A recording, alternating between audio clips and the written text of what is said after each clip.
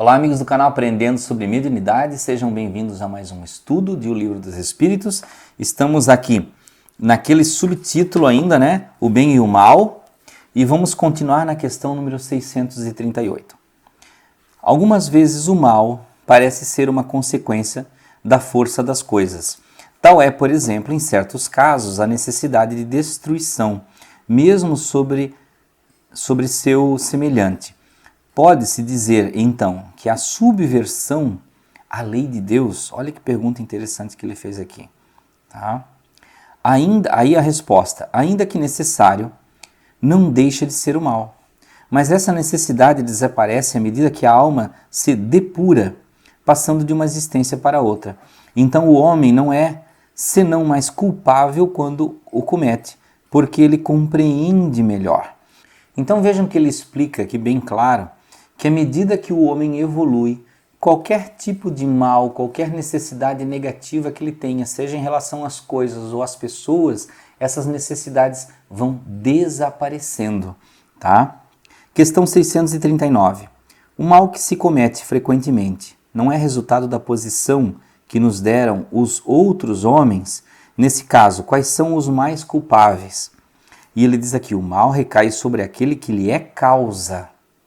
Assim, o homem que é conduzido ao mal pela posição que lhe é dada pelos seus semelhantes é menos culpável que aqueles que lhe são a causa, porque cada um carregará a pena não somente do mal que haja feito, mas do que haja provocado, tá? Então, cada um é responsável de acordo com o grau de envolvimento, tá? Então, não funciona de uma forma muito geral. Tá? Aqui ele deu um exemplo, eu acredito que ele esteja imaginando, por exemplo, eu mando um general, um sargento para a guerra, e lá na guerra eu sei que esse homem vai matar outras pessoas, mas ele sendo bom não quer matar, mas eu estou mandando que ele vá lá lutar.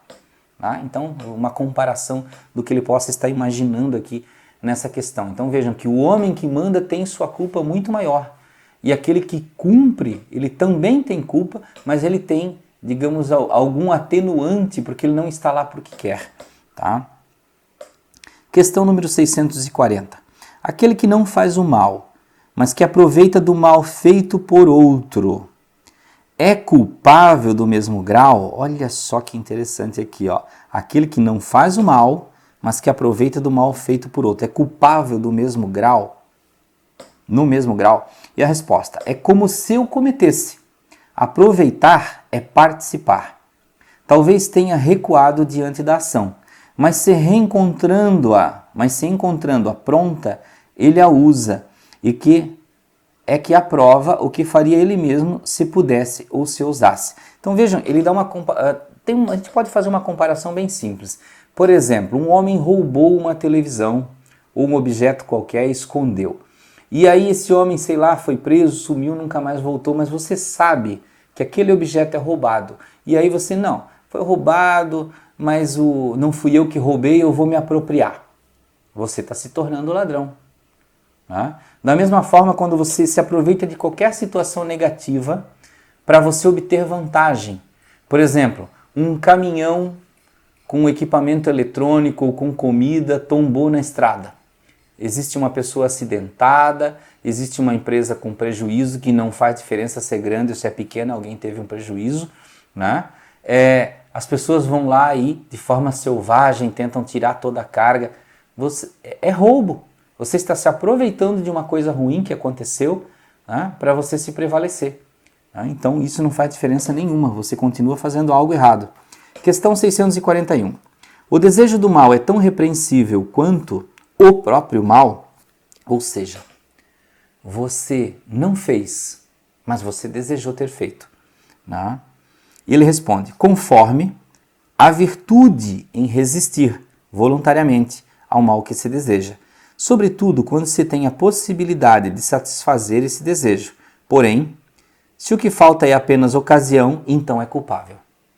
Então, às vezes, a pessoa pode dizer assim, olha, eu desejei o mal para aquela pessoa, mas eu não fiz. Ele diz aqui, ó, não fez por quê? Porque não teve ocasião, porque não teve chance? Porque se tivesse a chance teria feito? Ah, mas eu tinha chance e não, mesmo assim não fiz. Então, é algo louvável, né, perante Deus. Agora, se você só não fez porque não tinha chance, mas faria, então é complicado, tá? Então você está com o teu pensamento ali contaminado. Questão 642.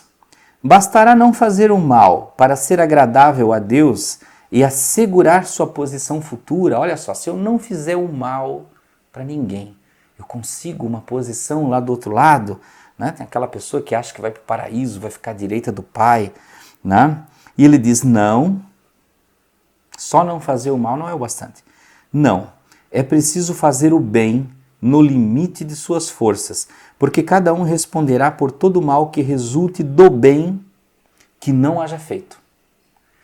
Então veja, se uma pessoa sofreu alguma dificuldade, aconteceu alguma coisa ruim com ela, você não fez o mal, mas você poderia ter ajudado e não ajudou.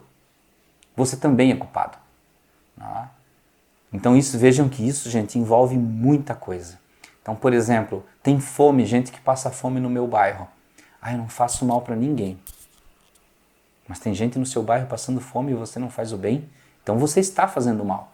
Você está se omitindo, você está se escondendo. Se você sabe uma verdade e não fala, está sendo tão ruim quanto você ser um mentiroso. Né? Então vejam que ele explica muito bem isso aqui. Questão 643. Haverá pessoas que pela sua posição não tenham possibilidade de fazer o bem? E ele responde, não há ninguém que não possa fazer o bem. Só o egoísta não encontra jamais oportunidade. Bastará estar em relação com os outros homens para encontrar ocasião de fazer o bem, e cada dia da vida dá oportunidade a qualquer que não esteja cego pelo egoísmo, porque fazer o bem não é só ser caridoso, mas ser útil na medida do vosso poder, todas as vezes que vosso concurso pode ser necessário. Então, gente, é ter proatividade no bem. Não é só esperar o momento de ter uma campanha na cidade, um momento de ter alguma coisa que você possa fazer e que muitas pessoas às vezes querem se promover, né? Quer ter aquele momento para dar uma cesta básica e tirar a foto ao lado da pessoa. Não faça isso porque você está humilhando a pessoa que recebe, tá? Então, como dizia Jesus, não saiba a esquerda o que faz a direita ou vice-versa, né? Então, nunca fale do bem que você faz para as pessoas. Mas é para dar exemplo para as outras pessoas. As pessoas não precisam exemplo do bem, as pessoas sabem o que é fazer o bem. Questão 644. No meio do qual certos homens se encontram colocados, não é para eles a fonte primeira de muitos vícios e crimes? E ele diz sim, mas isso é prova escolhida pelo Espírito em seu estado de liberdade. Ele quis se expor à tentação para ter o mérito da resistência. Então, às vezes as pessoas dizem assim, olha, mas aquela criança nasceu no meio lá que só tinha bandido, e aí ela cresceu bandido.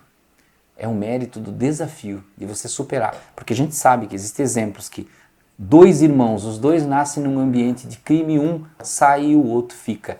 Os dois tiveram a mesma educação, as mesmas chances. Então, gente, é uma questão de você buscar, porque o certo e o errado estão sempre lá no nosso íntimo, tá?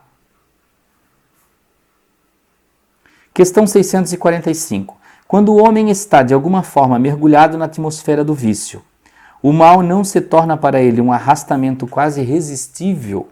E ele diz, arrastamento sim, irresistível não, porque no meio dessa atmosfera do vício encontras algumas vezes grandes virtudes. Esses são espíritos que tiveram forças para resistir e que tiveram ao mesmo tempo a missão de exercer uma boa influência sobre seus semelhantes. Então vejam que sempre tem como resistir, você sempre tem opção. Questão 646. O mérito do bem que se faz está subordinado a certas condições, dizendo melhor, há diferentes graus no mérito do bem? E ele responde, o mérito do bem está na dificuldade. Não há mérito em fazer o bem sem trabalho e quando nada custa. Deus tem mais em conta o pobre que reparte seu único pedaço de pão do que o rico que não dá senão seu supérfluo. Jesus disse-o a propósito do óbolo da viúva. Aquela parábola lá do óbolo da viúva que a viúva pobre ia lá, colocava algumas moedas e os ricos iam na sua oferenda e colocavam muito dinheiro. E os apóstolos perguntaram, quem doou mais? E Jesus disse, a viúva que doou. Porque a viúva doou daquilo que ela não tem. Né? Então vejam que é o nosso esforço. Às vezes a pessoa diz assim, eu peguei um monte de roupa velha e doei. Comprei um guarda-roupa todo novo, comprei 10 peças de roupas novas, aí doei 10 peças de roupas velhas, e aí fica se achando assim um grande caridoso. Você doou do seu excesso, daquilo que você ia jogar fora. Então, é bom, sim, é bom, mas vejam que não teve o esforço, você não se promoveu a fazer o bem, você fez porque realmente algo ia fora, algo ia ser descartado, senão você não teria dado. Você não compraria uma peça. Poderia-se dizer que seria mais caridoso você comprar uma peça para doar do que você doar 10 usadas. Porque aí você está fazendo um esforço da própria vontade para dizer, não, eu vou fazer isso para doar. E não esperar um momento em que você renovar o seu guarda-roupa e aí sim você vai doar. Isso, gente, eu estou falando, mas não quer dizer que vocês vão deixar de doar uma peça usada, porque eu falei isso, tá? Mas é para vocês entenderem o valor do que te move a fazer a caridade, tá? Isso é importante. Vamos entrar agora no subtítulo, aproveitando que ainda dá tempo, e como só tem 2 questões, divisão da lei natural. Questão 647. Toda a lei de Deus está contida na máxima de amor ao próximo ensinada por Jesus? E ele diz, certamente, essa máxima encerra todos os deveres dos homens entre si, mas é preciso mostrar-lhes a aplicação. De outra forma, eles podem negligenciá-la como fazem hoje. Aliás, a lei natural compreende todas as circunstâncias da vida e essa máxima não é dela, senão uma parte. Os homens necessitam de regras precisas, pois os preceitos gerais e muito vagos deixam muitas portas abertas à interpretação. Então ele fala aqui, lei de Jesus é importante, lei natural das coisas já nos ensinam muito, e algumas outras coisas específicas em relação à vivência dos homens precisam ser especificadas em leis nossas aqui, para que nós possamos nos entender. Então vejam que uma coisa não invalida a outra. E tudo que Jesus falava, outros filósofos, profetas, Buda, Shiva, sei lá, quantos outros pelo mundo já davam os mesmos ensinamentos. Tá? Então vejam que existe muita coisa a se aprender e a gente fica patinando, no conhecimento. Questão 648. Que pensais da divisão da lei natural em 10 partes, compreendendo as leis sobre a adoração, o trabalho, a reprodução, a conservação, a destruição, a sociedade, o progresso, a igualdade, a liberdade, enfim, a de justiça, de amor e de caridade? Olha, ele colocou um rol aqui, né? E ele disse, essa divisão da lei de Deus, em 10 partes, é a de Moisés, e pode abranger todas as circunstâncias da vida, o que é essencial. Podes, pois, segui-la sem que ela tenha, por isso, nada de absoluto, não mais que todos os outros sistemas de classificação que dependem do ponto de vista sobre o qual se considera uma coisa. A última lei é a mais importante.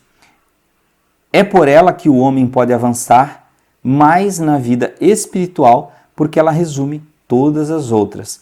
Tá? Então viram que ele falou aqui a última da caridade, né? Que a gente pode avançar mais pela lei da caridade. Então vejam que, gente, a questão de leis envolve muito a sociedade, a vivência atual,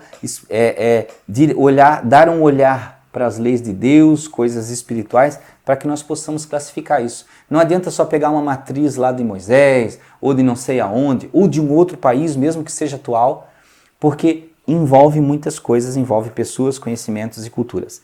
Então, meus amigos, vamos parar por aqui, o nosso estudo. No próximo vamos entrar no capítulo 2, Lei da Adoração, tá? Que tem lá 6 itens para nós falarmos sobre o objetivo da adoração, adoração exterior, vida contemplativa, prece, politeísmo, sacrifícios. Então até o próximo estudo de O Livro dos Espíritos.